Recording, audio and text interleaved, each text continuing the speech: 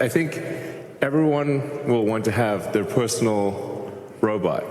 You can think of it like as though you had your own personal C-3PO or R2-D2. Or, I think it would be very exciting to have autonomous vehicles here in the kingdom. Indeed. If you're amenable. You heard it here from Elon. He's bringing his robo-taxi to the kingdom. Yeah. Well, I think it's actually pretty confusing for consumers right now. You're thinking to yourself, hey, should I rush to the dealership? All that and more. So let's get to it. Tesla stock is up in the pre-market damn near 2%, currently sitting at $339.80. TSLA is back over $1 trillion market cap, and Elon's talking about this future of abundance over there in Saudi Arabia. Let's go ahead and check that out. Thank you. Elon, my dear friend, we're honored to have President Trump. We're honored under the sponsorship and guidance of His Royal Highness to celebrate a U.S.-Saudi and a Saudi-U.S. relationship that is 92 years old, about how we move from an oil-based economy to an innovation-based economy powered by wonderful technologies that definitely you're one of the pioneers in this industry. We just showed to His Royal Highness some of your Optimus robots, and to President Trump. Let's talk about that. Tell me about them.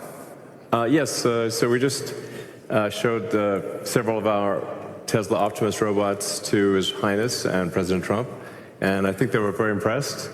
In fact, one of our robots did the Trump dance, which I think was pretty cool. The YMCA, yeah? Yeah, to YMCA. So yeah, our robots can dance, they can walk around, they can interact. I think we're headed to a radically different world. I think a good world, an interesting world. My prediction actually for humanoid robots is that ultimately there will be tens of billions. I think everyone will want to have their personal robot. You can think of it like as though you had your own personal C-3PO or R2-D2, but even better.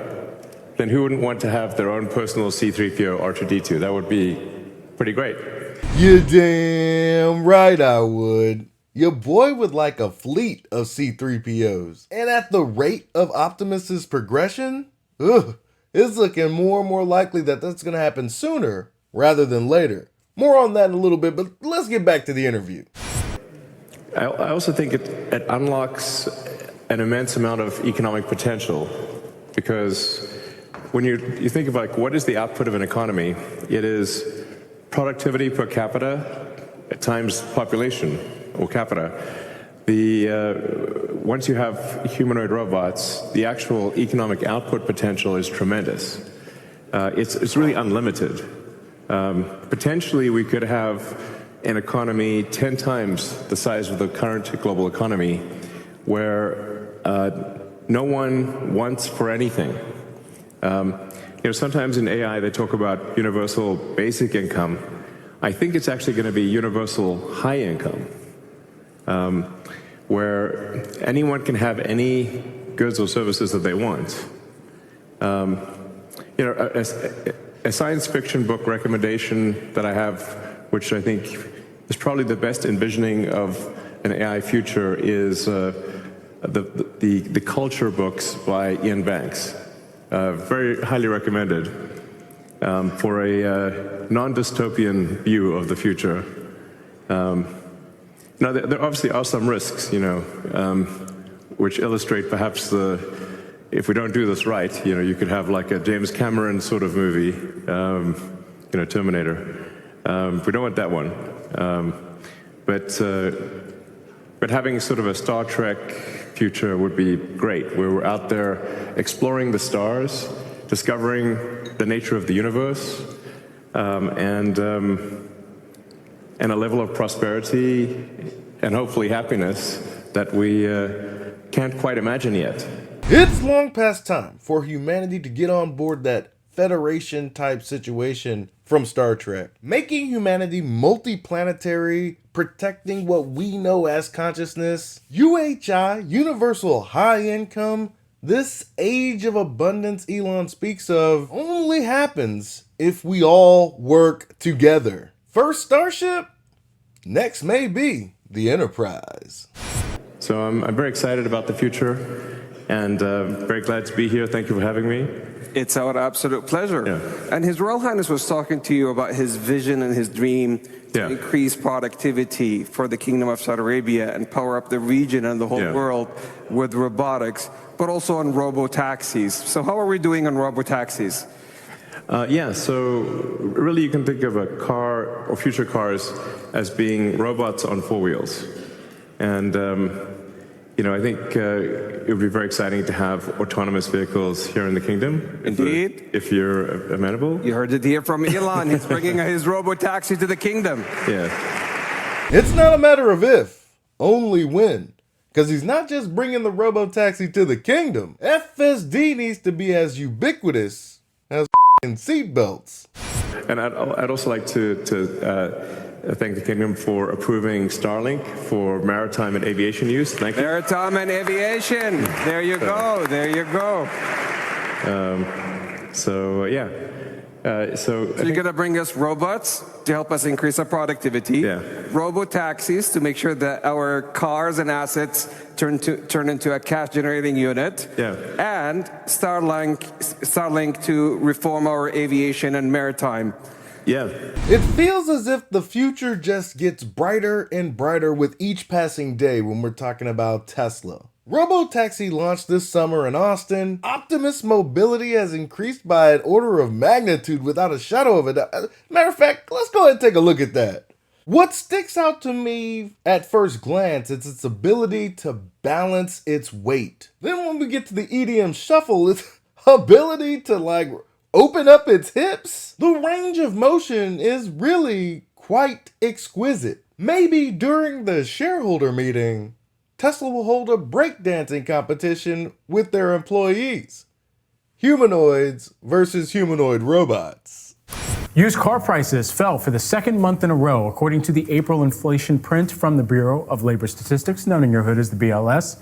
Prices are down 0.5% in April, but still were up 1.5% from a year ago. Meanwhile, new vehicle prices, they were flat last month, but rose slightly on a year-over-year basis. I mean, right now the car business is still trying to sort out the impact of the tariffs. And I think that was evident in the better than expected CPI numbers and some other numbers you mentioned. And so what is the overall kind of sentiment that we're seeing among consumers who are both hearing from car brands that they are putting vehicles out on the lot, the non-tariff vehicles on the lot, and then additionally, how consumers are just trying to make sure that they aren't seeing a higher price when they know that from a range of countries and how vehicles are produced in essence, that there could be some pass-through costs that they may incur one day and trying to front run that instead.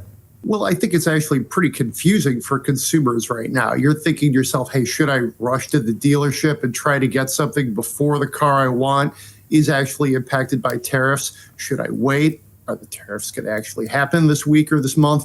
So it's definitely a confusing situation. Don't go to the dealership lot at all. As a matter of fact, you can do it from the comfort of your own home. First things first, just go to the Tesla website, navigate the menus as you see fit, and get the car that's best for you, knowing that it'll be the best price at all times. No pushy salesman trying to get you to buy things you don't need. It's all there laid out for you perfectly. If you absolutely need a test drive, you can also do that from the website. Schedule it, get in, get out, boom, bada bang, you're done. When you're trying to get yourself a deal, you think used car, right? It's just a natural sort of consumer reaction to price hikes that we think will impact the new car market. I think it's a frustrating time for consumers on the used car front because you're seeing prices basically higher than ever. I saw a figure that said they were $28,000. That was the average price of a used vehicle earlier this year, which to me is it's almost an astronomical figure. $28,000 for a used car? Get the f*** out of here with that nonsense. Whether you're in the market for a new or used vehicle, Tesla.com is your best choice. You can get the best thing on four wheels brand new or you can get it used. Lo and behold, they're under the average selling price for both used and new vehicles. Did I mention that these used vehicles get constant over-the-air software updates, making the vehicle feel like brand new? Since we're on the topic of software, these are also the only vehicles that you can purchase that drive themselves. If you're in the market for a vehicle, new or used, make your next move your best move and join the Tesla community. In conclusion, the future is going to be an exciting place, ladies and gentlemen. Whether we're talking about 1 year from now, 10 years from now, or 50 years from now, your boy hopes to be around for all of it. But in the interim, I'm going to do whatever I can to support Elon Musk and these ventures of abundance for all. Our Model X Panda just got the latest FSD update, version 13.2.9. While it's not radically different from 13.2.8, it does show that Tesla has a goal to improve these vehicles over time. And that's more than I can say about any of these other auto manufacturers, to say the least. Just like Tesla has the only vehicle that you could purchase that can drive itself, they too will have the only robot that you can purchase to have in your home. As with vehicles, so too will it be with humanoid robots. That's all I've got for you today. Be easy. Peace.